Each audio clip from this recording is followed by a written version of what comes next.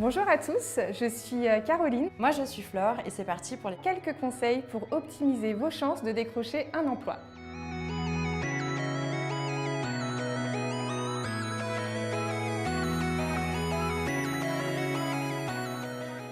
Il faut savoir que le CV, c'est votre carte d'identité, c'est le premier contact que vous aurez avec l'employeur. C'est important qu'il soit bien aéré, lisible, qu'il n'y ait pas de faute d'orthographe, qu'il ne soit pas trop coloré. Vous avez aussi le choix de mettre une photo. Si vous le faites, voilà, soyez professionnel, ayez une tenue professionnelle. Ça ne sera pas votre photo de vacances, mais voilà, une photo prise pour l'occasion.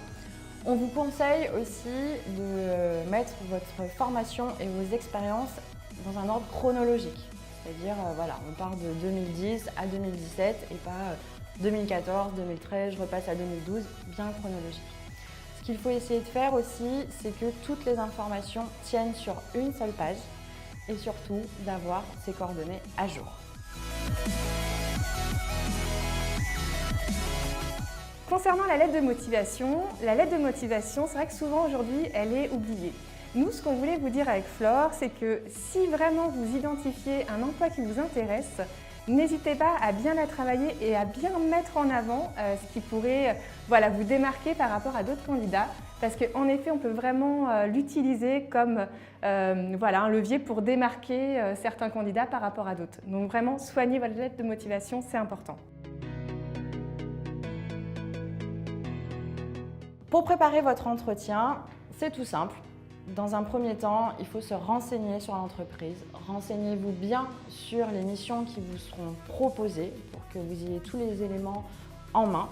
Et ensuite, n'hésitez pas à vous entraîner devant votre miroir ou avec vos amis ou votre famille.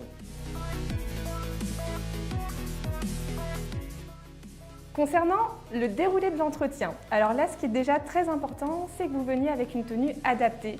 C'est important que vous soyez vraiment dans une posture professionnelle. Pour autant, restez vous-même évidemment, parce qu'on a envie de vous découvrir, vous, et donc pas quelqu'un que vous joueriez. Soyez vraiment vous-même, c'est important. Ce qui est également essentiel, c'est que vous soyez souriant, enthousiaste, que vous donniez envie en fait qu'on vous connaisse davantage.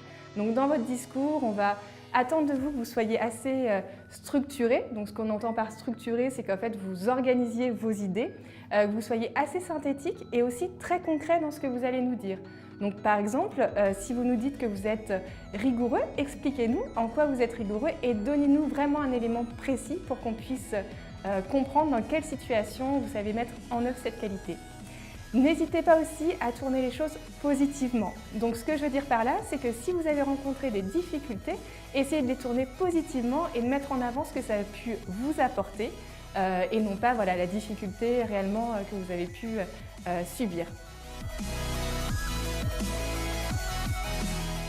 Après l'entretien, donc c'est toujours bien de renvoyer un petit mail donc à la personne que vous avez rencontrée pour la remercier pour le temps qu'elle a pris pour échanger avec vous sur votre parcours, sur votre projet professionnel et ça vous permet aussi de confirmer votre intérêt pour le poste.